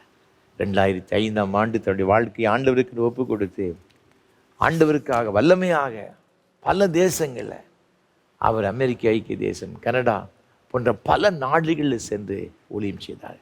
ஏராளமான புத்தகங்களை அவர் எழுதினார். அவர் எழுதிய மிக சிறப்பான ஒரு புஸ்தகம் சீக்கிங் அல்லாஹ், ஃபைண்டிங் ஜீசஸ் என்ற ஒரு அருமையான ஒரு புத்தகத்தை எழுதினார். ஏராளமான மக்கள் இந்த புத்தகத்தின் மூலமாக ஆசீர்வதிக்கப்பட்டார்கள். அன்பான ஆண்டவருடைய பிள்ளைகளே, தேவனுடைய கிருபை நமக்கு வரும் பொழுது நம்ம ரட்சிக்கப்படுகிறோம். அப்போ இந்த கிருபை நமக்கு இன்றைக்கு நம்ம எப்படி பெற்றுக்கொள்ளலாம்? இந்த கிருபை யாருக்கு ஆண்டவர் கொடுக்கிறாரு? யாக்கோபுக்கு நிருபம் 4ஆம் அதிகாரத்தில் நீங்கள் 6ஆம் வசனத்தை வாசித்து பார்க்கும் பொழுது, பெருமை உள்ளவர்களுக்கு தேவனை எதிர்த்து நிற்கிறாருங்க, தாழ்மை உள்ளவர்களுக்கோ அவர் கிருபை அளிக்கிறார். நம்ம தேவ சமூகத்தில் தாழ்த்தும் பொழுது, அப்பா நீங்கள் தான் நீங்கள் தான், நான் ஒன்றும் இல்லைப்பா, எனக்கு எல்லாம் இயேசு தான், எல்லாம் இயேசு தான், என் வாழ்விலும் தாழ்விலும் சுகத்திலும் துக்கத்திலும் எல்லாம் நீங்கள் தான்ப்பா. நம்ம தேவ சமூகத்தில் தாழ்த்தும் பொழுது அவனுடைய கிருபை நம்ம மீது அப்படியே கடந்து வருங்க, கடந்து வரும். அது மாத்திரமல்ல, நீங்கள் 2 கொரிந்தியர் நிருபம் 4ஆம் அதிகாரம் 15ஆம் வசனத்தை வாசித்து பார்க்கும் பொழுது, அநேகருடைய ஸ்தோத்திரத்தினாலே கிருபை எதை செய்யுமா? பெருகுமா. ஆண்டவருடைய சமூகத்தில் ஆண்டவர் பாராட்டு நன்மைகளுக்காக ஆண்டவரே உமக்கு நன்றி, ஸ்தோத்திரம் ஸ்தோத்திரம் சொல்லி கொண்டு இருக்கும் பொழுது, நீர் எவ்வளவு நல்லவரப்பா, நான் உளையான சேற்றிலும் பயங்கரமான குழியிலிருந்து என்னை தூக்கி எடுத்து நிறுத்துகிறீரே, ஆண்டவரே உமக்கு ஸ்தோத்திரம். இத்தனை வல்லமையோட அவர் எப்போதும் துதித்து கொண்டு ஸ்தோத்திரம் பண்ணும்போது இது கிருபை நம்முடைய வாழ்க்கையில் வருங்க. அது பிரசன்னமாகும். அந்த கிருபை எல்லா விதமான சிறையிருப்புகளிலிருந்து, எந்த ஒரு சிறையிருப்பினால் நீங்கள் வேதனைப்பட்டு கொண்டிருக்கிறீர்களோ, தவித்து கொண்டிருக்கிறீர்களோ, ஐயோ விடுதலை பெற முடியாமல் கலங்கி கொண்டிருக்கிற சொல்லி கொண்டிருக்கிறீர்களோ, ஒருவேளை குடும்பத்தில் ரட்சிக்கப்படாத பிள்ளைகள் இருக்கலாம், கணவன் இருக்கலாம், மனைவி இருக்கலாம், பிள்ளைகள் இருக்கலாம், அனுதினமும் நீங்கள் வேதனையோடு கூட வாழ்ந்து கொண்டிருக்கலாம். சில பேர் சில வியாதி நிமித்தமாக வேதனையோடு கூட, ஐயோ இதில் எனக்கு ஒரு விடுதலை கிடைக்காதா? சில வீடுகளில் சிலருடைய வியாதி நிமித்தமாக குடும்பத்தினரே தள்ளி வச்சுக்கிறாங்கங்க, ஒதுக்கி வைத்து விடுகிறார்கள். சில குடும்பத்தில் குழப்பங்கள், பிரச்சனைகள், ஐயோ இதில் எனக்கு விடுதலை கிடைக்காதா? இப்படி பல வகையான சிறையிருப்புகள் மத்தியில் அநேக குடும்பங்கள் சென்று கொண்டிருக்கின்றன. எல்லாவற்றிலிருந்தும் நாம் அதிலிருந்து மீட்டு கொள்ளப்படுவதற்கு, ரட்சிக்கப்படுவதற்கு ஒன்றே ஒன்று போதுங்க, இயேசப்பாவுடைய கிருபை போதும். அவருடைய கிருபை நமக்கு பிரசன்னமாக இருக்கும் பொழுது ஒரு பெரிய ஒரு விடுதலை. கடைசியாக ஒன்றை நான் சொல்லி நிறைவு செய்ய விரும்புகிறேன். வேதத்தை வாசித்து பார்க்கும் பொழுது இங்கு 1 தீமோத்தேயு நிருபம் 2ஆம் அதிகாரம் 4ஆம் வசனம், எல்லா மனுஷரும் ரட்சிக்கப்படவும் சத்தியத்தை அறிகிற அறிவை அடையவும் அவர் சித்தமுள்ளவராக இருக்கிறார். இந்த ரட்சிப்பை பெற்றுக்கொள்ள என்ன செய்யணுமாம்? 1ஆம் வசனம் சொல்லுகிறது, நான் பிரதானமாய் சொல்லுகிற புத்தி என்னவெனில், எல்லா மனுஷருக்காக விண்ணப்பங்களையும் ஜபங்களையும் வேண்டுதல்களையும் ஸ்தோத்திரங்களையும் பண்ண வேண்டும். நாம் ஜெபிக்கணுங்க, நம்ம ஜெபிக்கணும். ரட்சிக்கப்படுவதற்கு, நம்முடைய சிறையிருப்பிலிருந்து நாம் மீட்டுக்கொள்ளப்படுவதற்கு சும்மா இருக்கக்கூடாது, சும்மா இருக்கக்கூடாது, ஜெபிக்கணும். நம்ம வாழுகின்ற தவறான வாழ்க்கை, அதிலிருந்து மீட்டுக்கொள்ளப்பட வேண்டும், விடுதலை பெற வேண்டும் என்று சொன்னால் நம்ம ஆண்டவருடைய சமூகத்தில் கதறணும். யோனாவை எதிர்பார்க்கல, இன்னும் 40 நாள் உண்டு நினைவே கவிழ்க்கப்பட்டு போகும். இதுதான் அவனுடைய தீர்க்க தரிசனம். நீங்கள் யோனாவின் புஸ்தகத்தில் வாசித்து பார்க்க 3ஆம் அதிகாரம் 5, 8 ஆகிய வசனங்களை வாசித்து பார்க்கும், நினைவே ஜனங்கள் இந்த வார்த்தையை கேட்டு விசுவாசித்து அவங்க ஒருத்தருக்கு ஒருத்தர் சொல்லி உபவாசம் பண்ண ஆரம்பிச்சிட்டாங்க. ராஜா கூட கட்டளை போடலை. அதுக்கப்புறம் தான் ராஜாவுக்கே தெரிகிறது. அவன் சொல்ல எல்லாரும் உபவாசம் பண்ணுங்க, ஒருவேளை தேவன் நமக்கு மனம் இறங்குவார். இவங்க பண்ண காரியத்தை பார்த்து ஆண்டவரே ஆச்சரியப்பட்டு போனார்.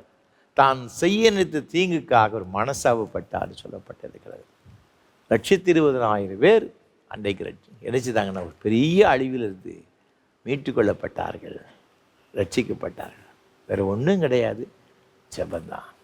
உண்மையான மனதுருக்கமான மெய் மனஸ்தாபத்தோடு கூட அவர் செய்த ஜெபத்துடைய விளைவு அந்த நினைவுப்பட்டது ஜனங்கள் ரட்சிக்கப்பட்டார்கள். நாம் தேவ சமூகத்தில் மெய் மனஸ்தாபத்தோடு கூட, நான் ஒன்றும் இல்லைப்பா, நான் பாவிதான், பாவியாகி என் மீது கிருபையாய் இரும் என்று சொல்லி ஆயக்காரன் ஜெபித்தானே, அதே போல் மனஸ்தாபத்தோடு கூட தேவ சமூகத்தில் வரும் பொழுது தேவன் நம்முடைய ஜெபத்தை கேட்டு ஒரு சிறையிருப்பிலிருந்து ஒரு மீட்டு ரட்சிப்பார். உங்களை மாத்திரமல்ல, எல்லா மக்களையும், யாரெல்லாம் இந்த வார்த்தைகளை கேட்டுக்கொண்டிருக்கிறார்கள் ஒவ்வொருவருக்கும் ஆண்டவர் இந்த வெளியேறப்பட்ட ரட்சிப்பையும் மீட்பையும் கொடுத்து ஆசீர்வதிப்பார். அப்படிப்பட்ட கிருபைகளை கர்த்தர் தாமே நம்ம ஒரு தருவாராக. ஆமென். அர்ப்பணிப்பின் பாடலாக கீதம் 254, கிறிஸ்தவ கீர்த்தனை 307 பாடுவோம். போசனந்தான் உண்டோ திரு ரா போசனம் போல் உலகில். கீதம் 254 கிறிஸ்தவ கீர்த்தனை 307 பாடுவோம்.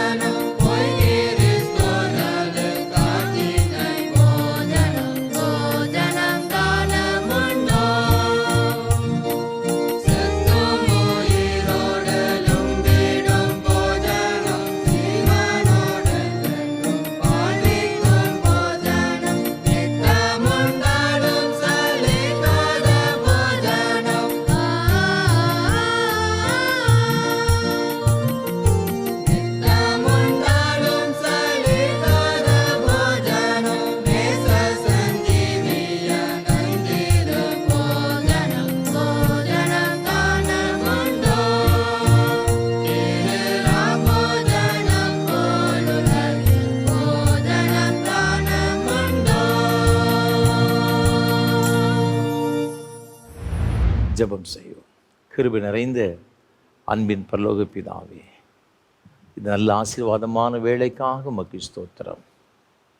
தகப்பனே, நீர் எங்களை பாவத்தின் வல்லமையிலிருந்து, ஆண்டவரே, பொருளாதார பிரச்சனைகளிலிருந்து, வியாதியிலிருந்து எங்களை விடுதலையாக்குகிறீர், எங்களை ரட்சிக்கிறீர்.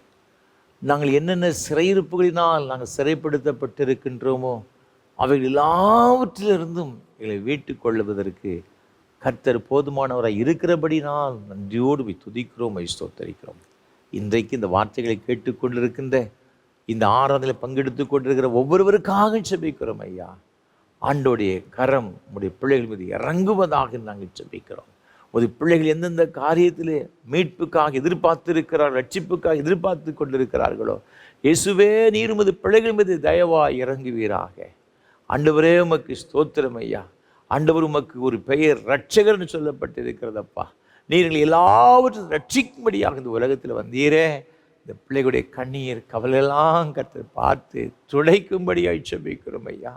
மெய்யான மனஸ்தாபத்தோடு கூட நோக்கி பார்க்கிற ஒவ்வொரு மீதும் தேவ பிரசன்னம், தேவ கிருபை இறங்குவதாக. உம்முடைய பலத்த கரமுது பிள்ளைகள் மீது இறங்குவதாக. அவர் இருக்கிற எல்லா விதமான இது இக்கட்டான சூழ்நிலைகளிலிருந்து விடுதலையை கொடுக்கும்படியாய் செபிக்கிறோம். ரட்சிக்கப்படாத பிள்ளைகளப்பா, குடும்பத்தில் உள்ள கணவன் அந்த மனைவி மூலமாக ஆண்டவரே பிள்ளைகள் வடிக்கிற கண்ணீர் கொஞ்ச நஞ்சமல்ல சுவாமி. ஆண்டவரே இந்த பிள்ளைகளை ரட்சித்து சொந்தமாக்குவீராக. துன்மார்க்கமான பாவத்தில் அடிமைப்படுத்தப்பட்டிருக்கிற பணியினால் பெற்றோர்கள் எவ்வளவாய் வேதனைப்பட்டு கொண்டிருக்கிறார்கள். இரவெல்லாம் தன்னுடைய படுக்கையை ஆண்டவரை கண்ணீரால் நனைத்து கொண்டிருக்க அறிந்திருக்கிறேங்க சுவாமி. ஆண்டவரே உம்முடைய பிள்ளைகளுடைய கண்ணீரை பார்ப்பீராக சுவாமி. ஆண்டவரே உமக்கு ஸ்தோத்திரம். இன்னும் ஆண்டவரே ஆபாசமான காரியங்களை செய்து கொண்டிருக்கிற பிள்ளைகள் நிமித்தமாக எத்தனையோ வகையான வேதனைகள் ஐயா, எல்லாவற்றையும் கர்த்தர் ஆண்டவரே அந்த பிள்ளைகளுடைய சிறையிருப்பிலிருந்து மீட்டு கொள்ளும்படியா நாங்கள் செபிக்கிறோம் ஐயா. ஆண்டவரே உமது பிள்ளைகளுடைய வாழ்க்கையில் ஒரு பெரிய விடுதலையை கொடுப்பீராக. நீங்கள் அவ்வாறு செய்கிற தயவுக்காக உமக்கு ஸ்தோத்திரம் ஐயா. பொருளாதார பிரச்சனை நிமித்தமாக மிகுந்த வேதனையோடு இனி சாவதை தவிர வேறு வழியே இல்லை என்று எண்ணி கொண்டு இருக்கிற பிள்ளைகளுக்கு செபிக்கிறேன். எந்த ஒரு தொழிலை செய்தாலும் அதில் நஷ்டம், எந்த ஒரு காரியத்தை செய்தாலும் அதில் எந்த ஒரு விருத்தி என்று சொல்லி ஆண்டவர் மிகுந்த துக்கத்தோடு கூட இருக்கிற பிள்ளைகளுக்காக செபிக்கிறோம். இப்போது இந்த பிள்ளைகளுடைய கரத்தில் அர்ப்பணிக்கிறோம் ஆண்டவரே. ஆண்டவர் எதுவுமே செய்ய முடியாத ஒரு நிலைமையில் நம்மளுக்கு வந்திருக்கிறல்லப்பா. இந்த பிள்ளைகளை ஆண்டவரை இப்படிப்பட்ட ஒரு நிலைமையில தூக்கி எடுத்து நிறுத்தும்படியாய் செபிக்கின்றோம். தம்மை நோக்கி கூப்பிடுகிற ஒவ்வொரு பிள்ளைகள் மீதும் சுவாமி நீர் எவ்வளவு கிருபையா இருக்கிறீரப்பா. ஆண்டவரே, அவனை நோக்கி கூப்பிடுவான், நான் அவனுக்கு மறு உத்தரவு கொடுப்பேன்னு சொன்னீரே. ஆபத்தினால் நான் அவனோடு கூட இருந்து அவனை தப்பு வைப்பேன்னு சொன்னீரே, கனப்படுத்துவேன்னு சொன்ன ஆண்டவரையா. உண்மை நோக்கி கூப்பிடுகிற இந்த பிள்ளைகளுக்கு தயவாய் இறங்குவீராக. பொருளாதார தடைகள் மாறட்டும் ஐயா, கடன் பிரச்சனை மாறட்டும் ஐயா, தொழில்களில் ஏற்படுகிற நஷ்டங்கள் இயேசு கிறிஸ்துவின் நாமத்தில் மாறட்டும் நாங்கள் ஜெபிக்கிறோம். ஒரு விடுதலை உண்டாவதாக இயேசுவின் நாமத்தினால. இந்த நாள் முதற்கொண்டு அவர் செய்கிற எல்லாவற்றிலும் ஒரு ஆசீர்வாதம் உண்டாகட்டும் நாங்கள் ஜெபிக்கிறோம் ஐயா. இந்த பொருளாதார நெருக்கடிகள் எல்லாம் விலகுவதாக இயேசுவின் நாமத்தினால. தகப்பனே உமக்கு ஸ்தோத்திரம் ஐயா. தகப்பனே உமக்கு நன்றி சுவாமி. இடங்கொள்ளாமல் போகும்பட்டு ஆசீர்வதிப்பேர் என்று சொன்னீரே, அந்த ஆசீர்வாதத்தின்படியே உமது பிள்ளைகளை நீர் ஆசீர்வதிப்பீராக. வியாதியினால் கஷ்டப்படுகிற பிள்ளைகளுக்காக நாங்கள் ஜெபிக்கிறோம் ஐயா. என்னென்ன வியாதினால் நம்முடைய பிள்ளைகள் வேதனைப்பட்டு கொண்டிருக்கிறார், அது எதுவாயிருந்தாலும் ஆண்டவர், ஒருவேளை மருத்துவர்கள் இது முடியாதது என்று சொல்லியிருக்கலாம்ப்பா. ஆண்டவர், கேன்சர் வியாதினால் பாதிக்கப்பட்ட பிள்ளைகளுக்காக, கட்டிகள் மூலமாக வேதனைப்பட்டு கொண்டிருக்கிற பிள்ளைகளுக்காக, சிறுநீரக பிரச்சனைகள், நுரையீரல் பிரச்சனை, மூச்சு விட முடியாத ஒரு சூழல் இருக்கிற பிள்ளைகளுக்காக ஜெபிக்கிறோம். இருதய பிரச்சனையினால் வாடுகிற கஷ்டப்படுகிற பிள்ளைகளுக்காக ஜெபிக்கிறோம் சுவாமி. கர்த்தருடைய வல்லமை இந்த பிள்ளைகள் மீது இறங்குவதாக. தண்டுவட பிரச்சனை பாதிக்கப்பட்டிருக்கிற பிள்ளைகளுக்கு, நடக்க முடியாத பிள்ளைகளுக்கு ஜெபிக்கிறோம். சரியான வளர்ச்சியிலேன்னு சொல்லி கலங்குற பிள்ளைகளுக்கு ஜெபிக்கிறோம். இயேசு கிறிஸ்துவுடைய அற்புதமான மீட்கின்ற வல்லமை, சுகமளிக்கிற வல்லமை இந்த பிள்ளைகளுக்கு இறங்குவதாக. எல்லாருடைய பலவீனங்களையும் சிலுவையில் தூக்கி சுமந்து இருக்கிறீங்கப்பா. உடைய தழும்புகளால் நாங்கள் குணமாகிறோமே. அந்த காயம்பட்ட ஆண்டவரை தழும்பு இருந்த கரத்தினால் இப்பொழுது ஒவ்வொரு மீதும் ஆண்டவரை தொட்டு சுகமாக்கும்படியாக இயேசுவின் நாமத்தில் ஜெபிக்கிறோம்.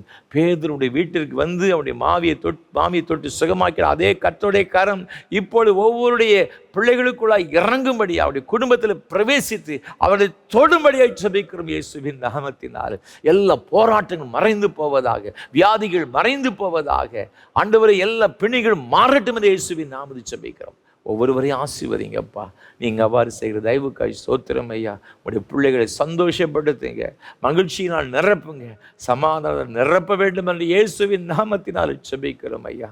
நீங்கள் அவ்வாறு செய்கிற தயவுக்காக உமக்கு ஸ்தோத்திரம். சின்னஞ்சிறு குழந்தைகள் ஆசீர்வதிங்க, படிக்கிற பிள்ளைகள் ஆசீர்வதிங்கப்பா. வருகிற மாதத்தினுடைய பிள்ளைகள் அரசு தேர்வுகளை ஆயத்தப்பட்டு கொண்டிருக்கிறாங்க. இது பிள்ளைகளுக்கு விசேஷித்த ஞானத்தை கொடுப்பீராக. ஆண்டவர், எந்த விதமான நெருக்கடிகளும் மன அழுத்தங்களும் இந்த பிள்ளைகளுக்கு வரக்கூடாதப்பா.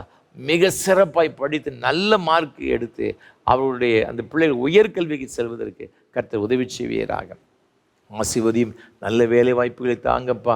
வெளிநாடுகளில் சென்று படிக்கும்படி விரும்புகிற பிள்ளைகளுக்கு எல்லா ஆண்டவர் வாசல்களும் திறந்து கொடுக்கும்படி நாங்கள் ஜெபிக்கிறோம். அடைக்கப்பட்ட வாசல்கள் இயேசு கிறிஸ்துவினால் திறக்கப்படுவதாக. நல்ல வேலை வாய்ப்பு உங்களுடைய பிள்ளைகளுக்கு உண்டாகிட்டு நாங்கள் ஜெபிக்கிறோம் ஐயா. ஆண்டவரே உமக்கு ஸ்தோத்திரம். குழந்தை செல்வங்களுக்கு காத்திருக்கிற பிள்ளைகளுக்கு ஜெபிக்கிறோம் சுவாமி. எல்லா தடைகளும் மாறுவதாக இயேசுவின் நாமத்தினாலே. இப்பொழுது இந்த பிள்ளையுடைய வாழ்க்கையில் ஒரு அற்புதம் நடக்கட்டும் என்று இயேசுவின் நாமம் ஜெபிக்கிறோம் ஐயா. குழந்தை செல்வங்களை கொடுத்து ஆசீர்வதிங்க ஐயா. திருமண தடைகள் எல்லாம் மாறட்டும் ஐயா. அதை குறித்து பாரத்தோடு கூட இருக்கிற பிள்ளைகளுக்கு ஜெபிக்கிற அந்த பாரத்தை கத்தை மாற்றி போடுவீராக. ஏற்ற காலத்தில் இந்த பிள்ளையுடைய குடும்பத்தில் நல்ல நடைபெற உதவி செய்யுங்க ஐயா. பேறுகால நிலைமைக்கு சகோதரிகளுக்காக நாங்கள் ஜெபிக்கிறோம். கற்பத்தின் கனியை பூரணப்படுத்தி கர்த்தர் சுக பிரசவத்தை கொடுக்கும்படி நாங்கள் ஜெபிக்கிறோம் ஐயா. நீங்கள் அவர் செய்கிற தயவுக்காய் ஸ்தோத்திரம். ஏழைகள், எளியவர்கள், திக்கற்றவர்கள், அனாதைகள், விதவைகள், கைவிடப்படுற ஒவ்வொருவருக்காக ஜெபிக்கிறோம். ஒவ்வொருடைய தேவைகளுக்கு அதை சந்தித்து நீ ஆசீர்வதிங்கப்பா. தகப்பனே உமக்கு ஸ்தோத்திரம் ஐயா. விசேஷமாக இந்த ஆராதனைகளை தாங்க முன் வந்திருக்கின்ற அருமையான குடும்பத்தின் பிள்ளைகளுக்காக நன்றி செலுத்துகிறோம் சுவாமி. அன்பு சகோதரர் மதன்குமார் அவர்களுக்காக நன்றி செலுத்துகிறோம். இந்த நாளிலும் தன்னுடைய பிறந்த நாளை கொண்டாடும்படியாக, இந்த வாரத்தில் கொண்டாடும்படி கொடுத்த எல்லா கிருபைகளுக்காக ஸ்தோத்திரம் செலுத்துகிறோம். வருஷத்தின் நன்மையினால் முடிசூட்டுகிற ஆண்டவர் ஐயா, நம்முடைய மகனுக்கு வருகிற இந்த புதிய ஆண்டு நன்மையால் நிரப்பப்பட்ட ஒரு ஆண்டை காணப்பட கிருபைதால் நல்ல சுகத்தையும் பலத்தையும் நீடித்த சுகவாழ்வையும் ஆண்டவர் கொடுத்து நீ நடத்தும்படியாக நாங்கள் ஜெபிக்கிறோம் ஐயா.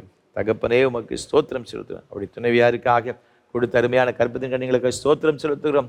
ஆண்டவர் ஒவ்வொருவரையும் ஆசீர்வதிங்கப்பா. படிக்கிற பிள்ளைகளுடைய விசேஷ ஞானத்தை கொடுத்து ஆண்டவர் ஆசீர்வதிப்பீராக. அவருடைய அன்பு சகோதரருக்காக ஆண்டவரே சகோதரர் வருண்குமார் அவர்களுக்காக அவருடைய குடும்பத்தினருக்காக ஸ்தோத்திரம் செலுத்துகிறோம் ஐயா. அருமையான நமது பிள்ளைகளுடைய குடும்பத்தையும் கர்த்தர் ஆசீர்வதிப்பீராக. அன்பு தகப்பனாருக்காக நாங்கள் ஜெபிக்கிறோம் ஐயா. ஆண்டவரே அருமையான ஐயா ஜீவானந்த ஐயா அவர்களுக்காக ஸ்தோத்திரம் செலுத்துகிறோம் ஐயா. அவருடைய அன்புக்குரிய துணைவியாருக்காக உமக்கு ஸ்தோத்திரம் செலுத்துகிறோம். வசந்தகுமாரி அம்மாவுக்காக நன்றி செலுத்துகிறோம் ஐயா. ஆண்டவர் உமது பிள்ளைகள் ஆசீர்வதிங்கப்பா. ஆண்டவரே அவர்களுக்கு வேண்டிய நல்ல சுகத்தை பலத்தை நீடித்த சுகவாழ்வையும் கொடுத்து நீ உன் பிள்ளைகளின் இஸ்ரவேலுக்கு உண்டாங்க சமாதானத்தை காண்பா என்ற வார்த்தையின்படி கர்த்தர் பெரிய காரியங்களை வாழ்க்கையில் கட்டிட வேண்டும் நாங்கள் ஜெபிக்கிறோம் ஐயா. நாங்கள் நினைப்பதற்கும் வேண்டி கொள்கிறதுக்கு அதிகமாய் கிரியேச்சர் வல்லவின்படி கர்த்தர் பெரிய காரியங்கள் இந்த பிள்ளையுடைய வாழ்க்கையிலே நீ கட்டளையிடுவீராக. அதே போல் இந்த ஊழியங்களை பல வகையில் உதவி செய்கிற ஒவ்வொரு குடும்பத்தினருக்காக நாங்கள் ஜெபிக்கிறோம். ஒவ்வொரு பிள்ளைகளுக்காக ஜெபிக்கிறோம். ஒவ்வொருவரையும் நீர் ஆசீர்வதியும், நாமத்தை மகிமைப்படுத்தும். இயேசு கிறிஸ்துவின் மூலம் ஜெபிக்கிறோம் பரிசுத்த பிதாவே.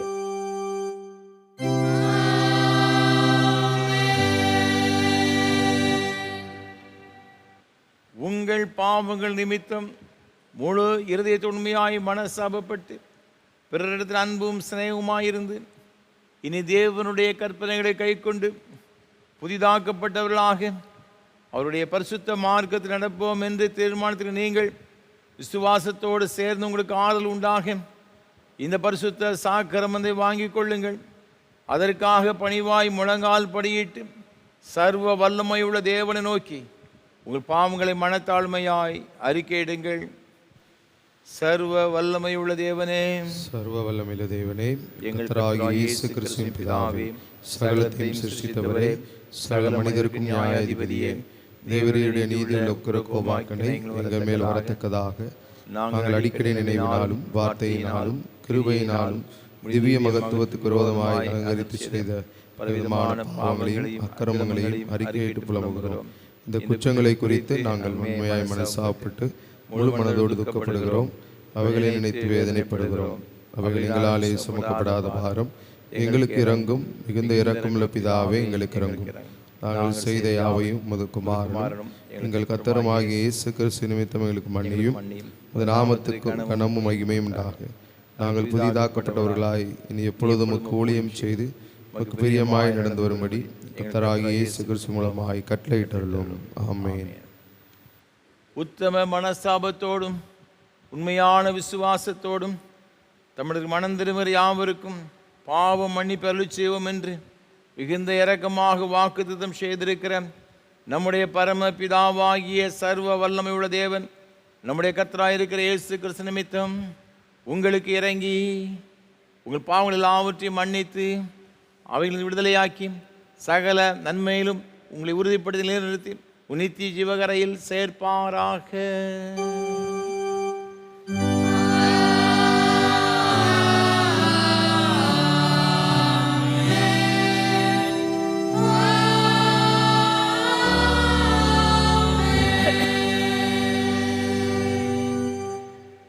தம்மிடத்தில் உண்மையாய் மனந்திருமுறை யாவருக்கும் நமது இரட்சகராகிய கிறிஸ்து திருவுளம் பெற்றுகிற ஆறுதலான வார்த்தைகளை கேளுங்கள். வருத்தப்பட்டு பாரம் சுமக்கிறவர்களே, நீங்கள் எல்லாரும் இடத்தில் வாருங்கள், நான் உங்களுக்கு இளைப்பாறுதல் தருவேன். தேவன் தம்முடைய ஒரே பேரான குமாரனை விசுவாசிக்கிறவன் எவனோ அவன் கெட்டு போகாமல் நித்திய ஜீவன் அடையும்படிக்கு அவரை தந்தரளி இவ்வளவாய் உலகத்தில் அன்பு கூர்ந்தார். பரிசுத்த பவுல் சொல்லியிருக்கிறதை கேளுங்கள். பாவிகள் ரட்சிக்க கிறிஸ்து இயேசு உலகத்தில் வந்தார் என்ற வார்த்தை உண்மையும் எல்லா அங்கீகரிப்பு பாத்திரமானது. பரிசுத்த யோவான் சொல்லியிருக்கிறதை கேளுங்கள். ஒருவன் பாவம் செய்வானானால் நீதிபராயிருக்கிற இயேசு கிறிஸ்து நமக்காக பிதாவினிடத்தில் பரிந்து பேசுகிறவராயிருக்கிறார். நம்முடைய பாவங்களை நிவர்த்தி செய்கிற கிருபாதார பலி அவரே. உங்களை உயர்த்துங்கள்.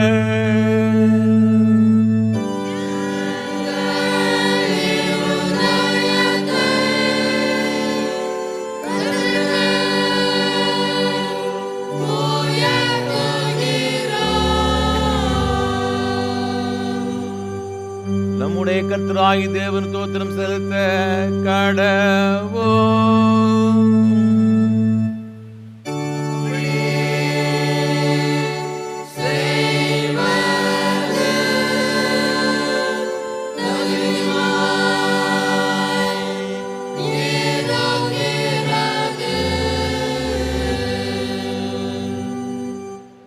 கர்த்தாவே, பரிசுத்த பிதாவே, சர்வ வல்லமையுள்ள நித்திய தேவனே, நாங்கள் எக்காலத்திலும் எவ்விடத்திலும் தேவரீருக்கு தோத்திரம் செலுத்துகிறது எங்களுக்கு விசேஷித்த கடமையுமாயிருக்கிறது.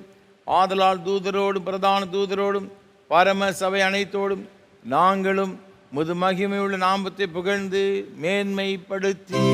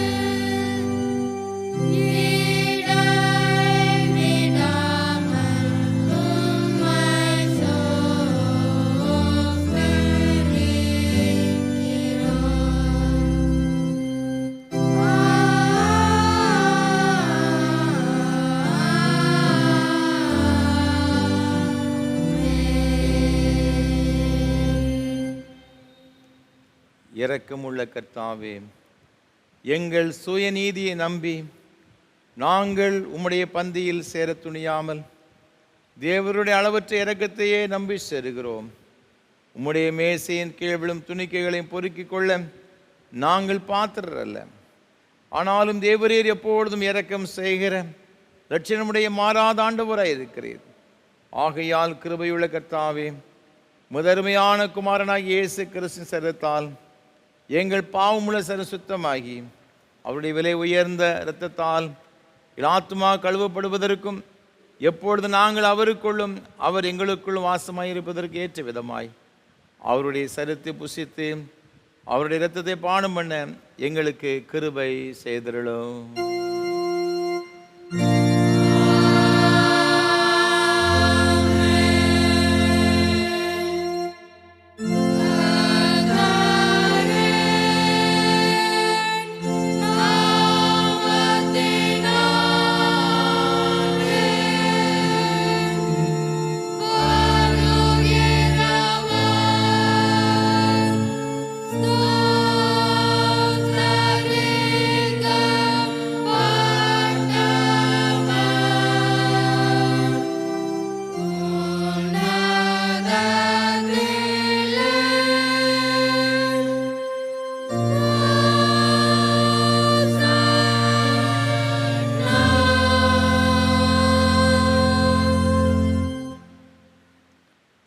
சர்வ வல்லமையுள்ள தேவனே, எங்கள் பரமபிதாவே, தேவரீர் எங்களுக்கு உருக்கமாக இறங்கி உம்முடைய ஒரே குமாரனாகிய இயேசு கிறிஸ்து சிலுவையில் மரணம் அடைந்து எங்களை மீட்டுக் கொள்ளும்படி அவரை தந்தருளீரே.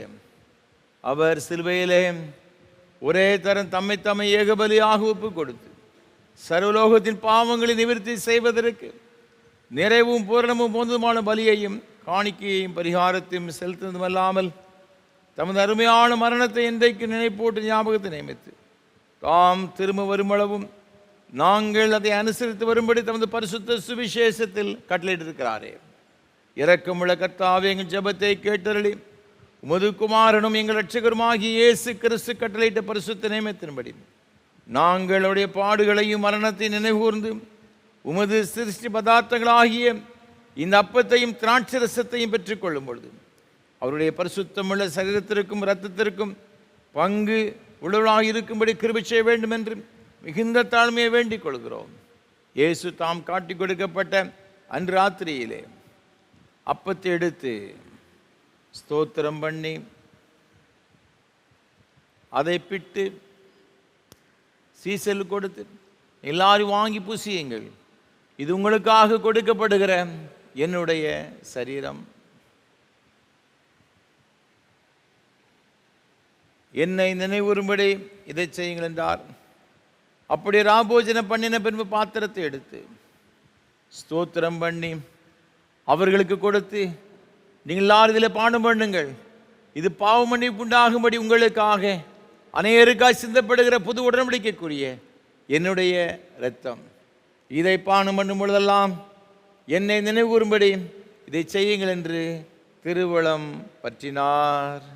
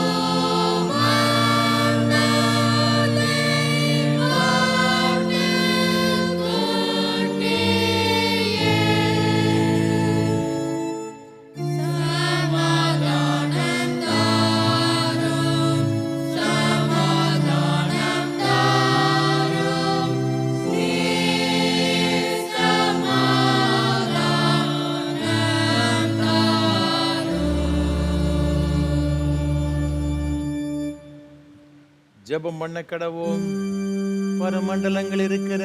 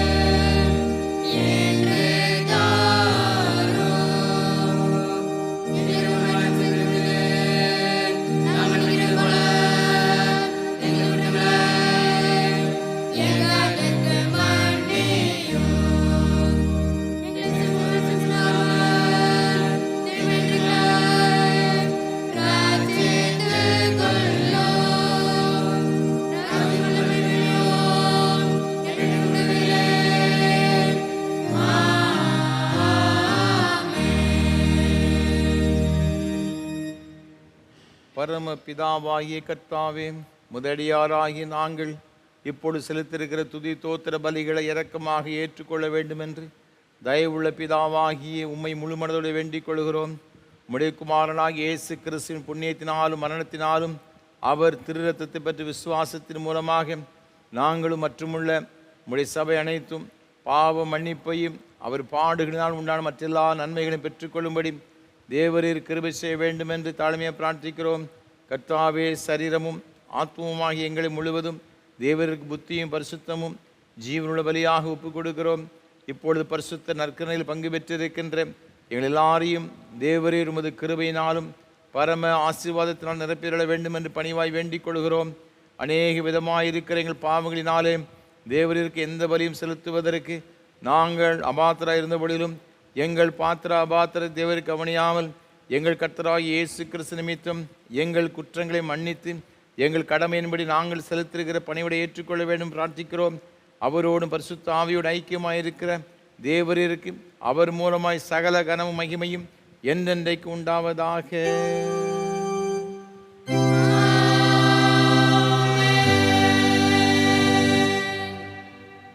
சர்வ வல்லமையுள்ள தேவனே, இன்று நாங்கள் காதாலை கேட்ட வாக்கியங்கள் பலனற்றதாய் போகாமல் உம்முடைய நாமத்திற்கு கனமும் புகழும் உண்டாவதற்கு ஏதுவாகிய நன்னடக்கை ஆகிய கனிகளை கொடுக்கும்படி உம்முடைய கிருபையினால் இந்த வாக்கியங்களை எங்கள் இதயத்தில் வைத்திருக்க வேண்டும் என்று ஆண்டவர் இயேசு கிறிஸ்து மூலமாய் வேண்டிக் கொள்கிறோம்.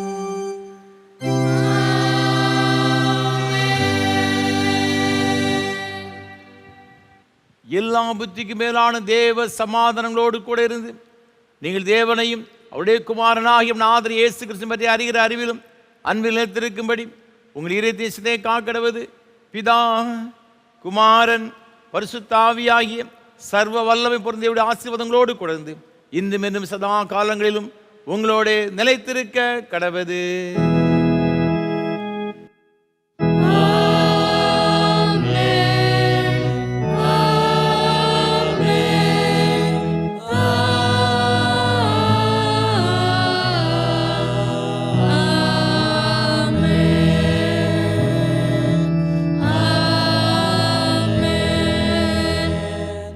நிறைவு கீதமாக கீதம் 524 பாம்பாலை 347 பாடுவோம். தெய்வ ஆட்டுக்குட்டியே லோகத்தாரின் மீட்பரே. கீதம் 524 பாமாலை 347 பாடுவோம்.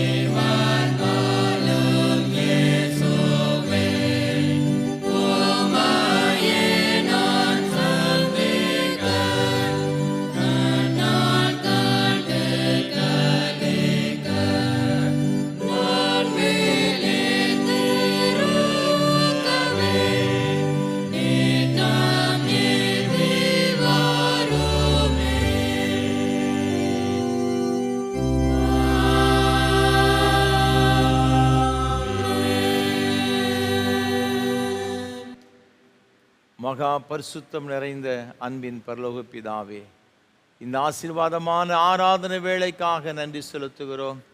மெய்யாகவே எங்கள் ஆண்டவர் மத்தியில் எழுந்தருளி உம்முடைய பிரசன்னத்தினால் எங்களை நிறைத்து இந்த ஆராதனைகளுக்கு ஆசீர்வாதமாக்கி தந்தீரே, உமக்கு ஸ்தோத்திரம் ஐயா.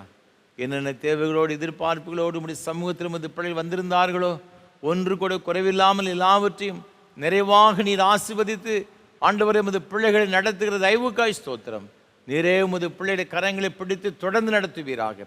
ஆசீர்வதியும் உம்முடைய நாமத்தை மகிமைப்படுத்தும். மீட்பர் இயேசு கிறிஸ்துவின் மூலம் ஜெபிக்கிறோம் பரிசுத்த பிதாவே, ஆமென். கர்த்தர்களோடு இருப்பாராக. தேவ சமாதானத்தோடு சென்று வாருங்கள்.